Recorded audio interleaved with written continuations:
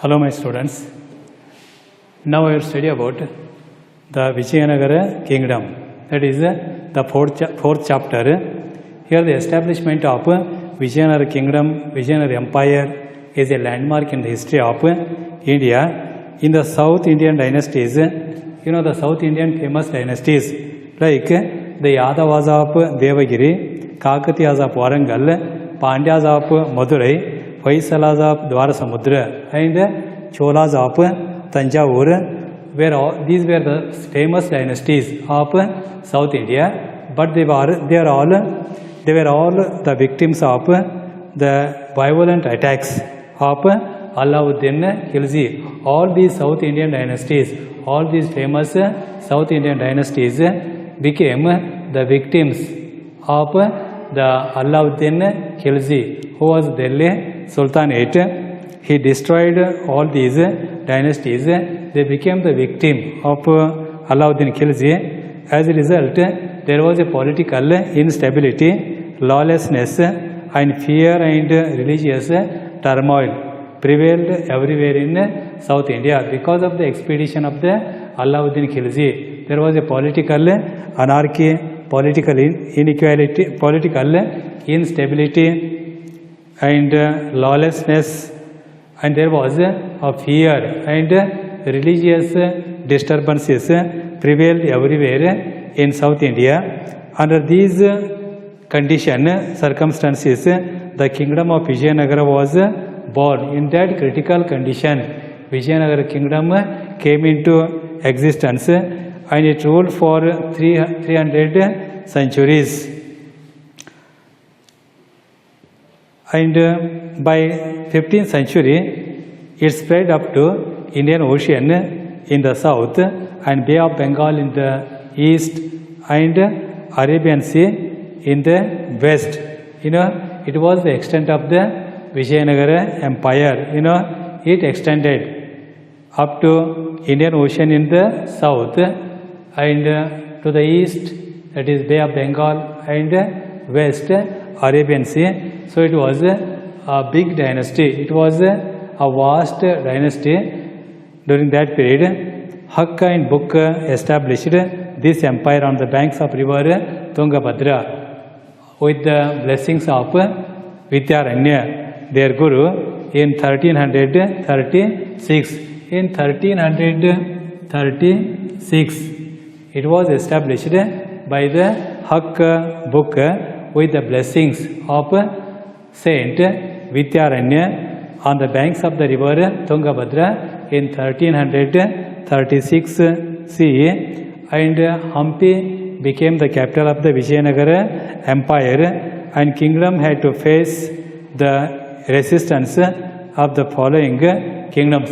You know, that time it faced the resistance of that time from Delhi Sultanate, Gajapatis of Orissa, Bahamani kings of the northern Deccan. They became the enemies when it was a prosperous, when it was a glorious rule. That time it faced the resistance of all these enemies like the Delhi Sultans. Delhi Sultans again and again invaded Vijayanagar empire, and you know the Gajapatis of Orissa, you know Gajapati rulers of Orissa and Bahamani kings of the northern Deccan.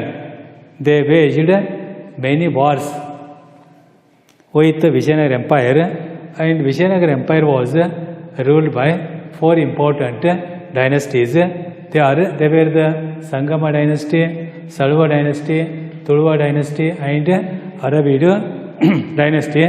These were the dynasties ruled over Vijayanagar empire. Now the famous rulers of the Sangama dynasty, the famous king of Sangama dynasty, it began to rule Vijayanagar empire from 1336 to 1486. 1336 to 1486. 1336 to 1486. During this period, Sangama dynasty ruled over Vijayanagar empire. Here, the founders of this dynasty, where Harihara first, Bukkaraya, Harihara second, and Raudadevaraya were the famous rulers of the dynasty. Harihara laid the foundation for Vijayanagar Empire and developed the capital amidst a new hillocks. He established Harihara, who laid the strong foundation for the Vijayanagar Empire and developed a capital amidst a new hillock. It was developed in a hillock region. You know, Hampi, it is in hillock region.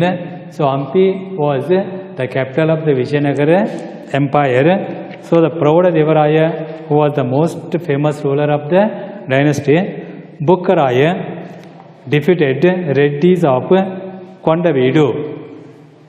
Bukkaraya, who was a notable king of the Sangama dynasty, he defeated Reddis of Kondavidu and merged Penukonda area with Vijayanagar Empire. Penukonda was merged with the Vijayanagar Empire. Bukka was successful in solving the religious war between the Jains and Sri Vaishnavas. He solved the problem. He was successful in solving the problem or the fights between the Jains and Sri Vaishnavas, thereby upheld the religious harmony. Bukkaraya, he upheld the religious harmony, uniting the Jains and Sri Vaishnavas because they were fighting with each other. So he was successful in solving the problem between these two communities. So he upheld the religious harmony between the Jains and Sri Vaishnavas. This fact is revealed by one of the inscription in the Shravana Belgol. That fact was revealed by his one inscription, which is at now it is in Shravana Belgol, and he constructed a fort and a new temple in the capital and encouraged agricultural activity. Bukkaraya, he constructed many temples, many forts, and also gave encouragement for the development of agricultural activities, and sent ambassadors to the court of Chinese king belonging to the Ming dynasty. That time also he sent his ambassador to the court of Chinese to belonging to the Ming dynasty. You know, Ming dynasty. So there was the relation between the Chinese and the Vijayanagar rulers at the time of the Bukkaraya. And his son Kampana defeated Sultan of Madurai. Kampana, the son of the Bukkaraya, he was also a great warrior. He defeated the Sultan of Madurai and enlarged his kingdom, expanded the Vijayanagar kingdom. This victory is marked in the Madhura Vijayam written by Gangavati. That victory was marked in the literary work Madhura Vijayam written by the Gangavati. Now Harihara II, during the 27 years rule of Harihara II, he ruled for 27 years. He was son of Bukkaraya, and Vijayanagar Empire comprised of the vast area. When he came to the power, he defeated the neighboring rulers and he expanded the territories of the Vijayanagar Empire. He took into his control Kondavidu, Karnool and Nellore fort. All these forts were under the control of Harihara II. At the time of the death of Bahamani kingdom, Sultan Mujahid, Harihara II expanded his kingdom from Goa to the north of the kingdom. He expanded when the death of Sultan of Mujahid. Harihara expanded his kingdom from Goa to the north of Konkana coast. Goa to the north of Konkana coast was also conquered by the Harihara II and occupied the fort of Penegal, laying to the north of Krishna river in the year 1398. In 1398, some other areas, that is port of Pangala, laying to the north of Krishna river, was also conquered by Haryara II in 1398 CE. Now Devaraya II, who is popularly known as, who is famous as Prauda Devaraya, he came to power in 1424 and he was the most famous king of this dynasty, and he had earned the title Elephant Hunter. Prauda Devaraya or Devaraya II, he earned the title Elephant Hunter. Devaraya II defeated the king Gajapati Kapilendra of Orissa. He defeated the Kapilendra II, the ruler of Orissa, and also seized Kondavidu. He captured Kondavidu by suppressing regional leaders of the border. That time the regional leaders were all powerful. So Prauda Devaraya, he suppressed, he drew out all the regional leaders of the border. He expanded the kingdom up to Krishna river in the north east, up to the Krishna river. He expanded his border up to river Krishna in the north east, and later he defeated Kerala ruler and received the royalties from the Kerala rulers. He also received the tribute royalties from the Kerala rulers and also from Sri Lanka rulers. Means he defeated the Sri Lankan ruler and the Kerala ruler, and these rulers gave tribute to Prauda Devaraya, and this earned him the title Dakshinapatha Chakravarti. It gave a title. With this he earned the title Dakshinapathada Chakravarti.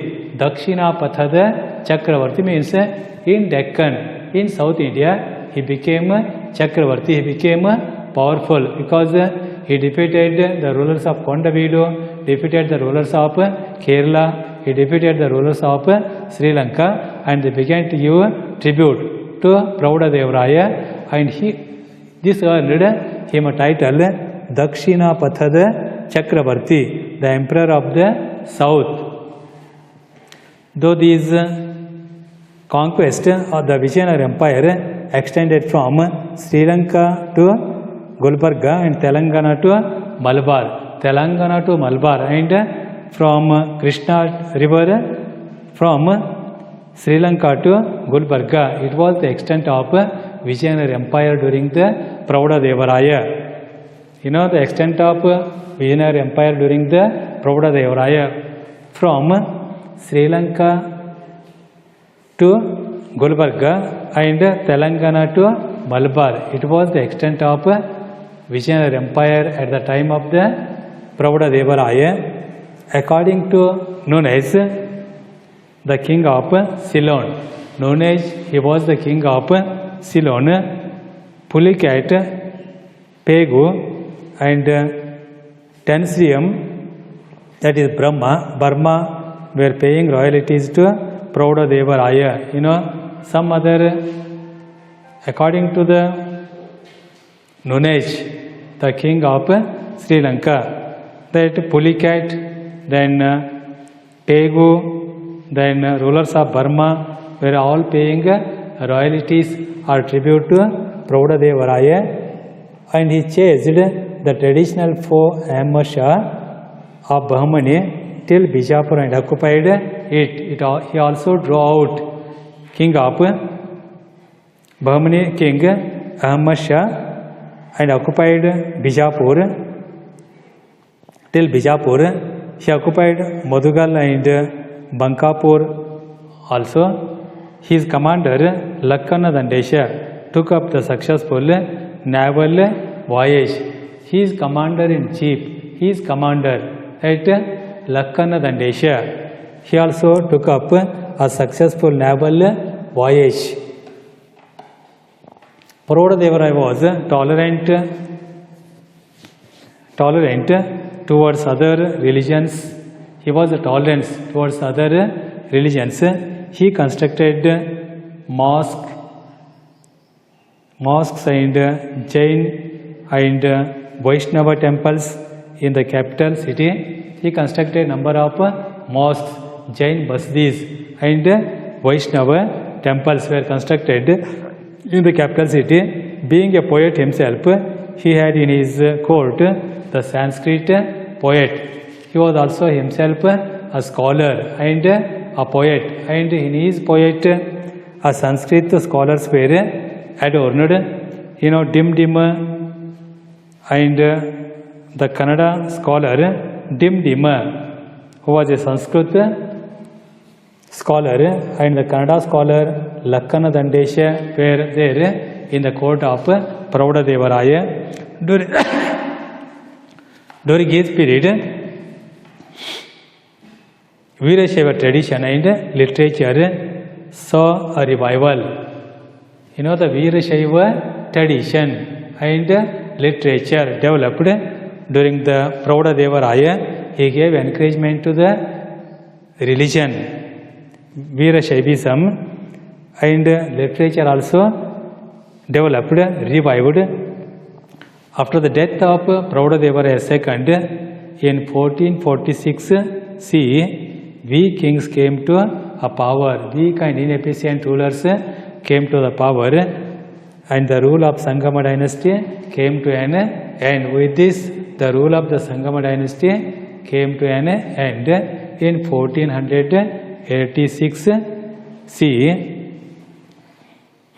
So the Pravadadevaraya II, or Devaraya II, who was the most famous king of the Vijayanagar Empire, who belonged to Sangama dynasty. Now Krishna Devaraya, who belonged to the Tuluva dynasty, son of Narasanayaka of Tuluva dynasty. He was a son of the Narasanayaka of Tuluva dynasty, and his second wife Nagalambika. He was most famous king of the Vijayanagar Empire. Shri Krishna Devaraya, the most powerful and able ruler of the Vijayanagar Empire. During his rule, Vijayanagar Empire reached the pinnacle of glory. It reached the pinnacle of glory. Means there was a glory. His administration was a glorious administration. So it reached a pinnacle of glory comparable to the world famous rulers like Ashoka, Samudragupta, Harshavardhana. Harshavardhana, Ashoka and Samudragupta were the famous ruler. Comparable to these rulers, his achievements are also equal. So he was the most famous king of the Vijayanagar Empire. He ruled for 20 years. When he came to power, the kingdom was facing the various complicated internal as well as external problems. The Europeans who had arrived through the new sea route were establishing the colonies. When he came to power, that time the empire faced internal as well as the external problems, and at the same time the Europeans also discovered new sea route to India, and they were also fighting for the establishment of their settlements or colonies. The Mughal of the north were trying to expand their empire. In that condition, the Mughal rulers, they were also trying to expand their empire in the south. So he faced many problems in the beginning, and the five Shahi kingdoms of Bahamani dynasty became powerful sultanates. The same time, the five Shahi dynasties of Bahamani kingdom, they were also very powerful. They were also fighting with the Vijayanagar rulers and plunged into a war against the Vijayanagar, against the Krishna Devaraya. In addition to these, the the king of Uttara, Ummattur and Orissa were constant source of threat. So from all the sides there was a threat to Krishnadevaraya when he came to the power, and he defeated all the rulers and was successful. But after Krishnadevaraya, the rulers of the rulers of Aravid dynasty were the weak. That time the battle took place when the Aravid dynasty, after the death of Krishnadevaraya, that the Aravid dynasty came to power.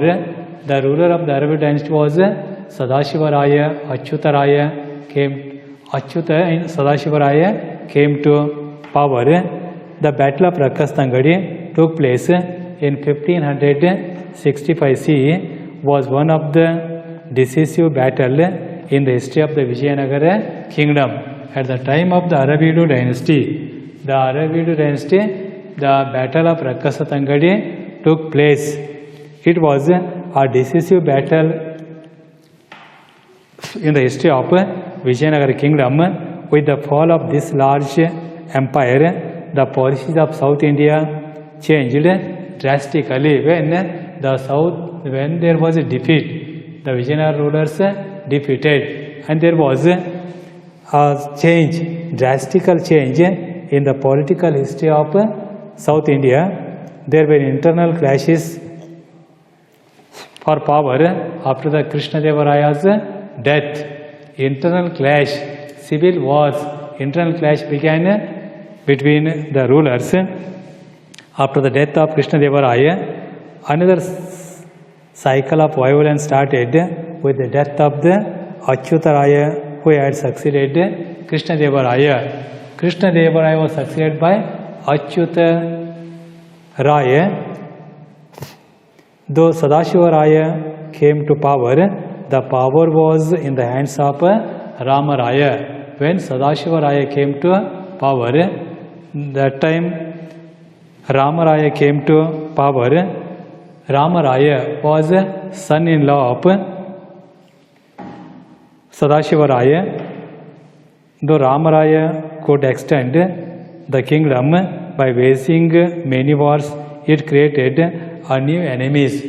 He defeated many rulers. He waged war against many rulers, and the number of enemies also increased. And his move made the Deccan Sultans to get united. Here, when the Deccan Sultans, the Shahi Sultans, unitedly fought against Ali Ramaraya, and he was defeated in the battle of Rakasatangadi in 1565 CE. With this, the Vijayanagar Empire came to an end. The glory of the Vijayanagar Empire came to an end with the battle of the Rakastangadi in 1565 CE.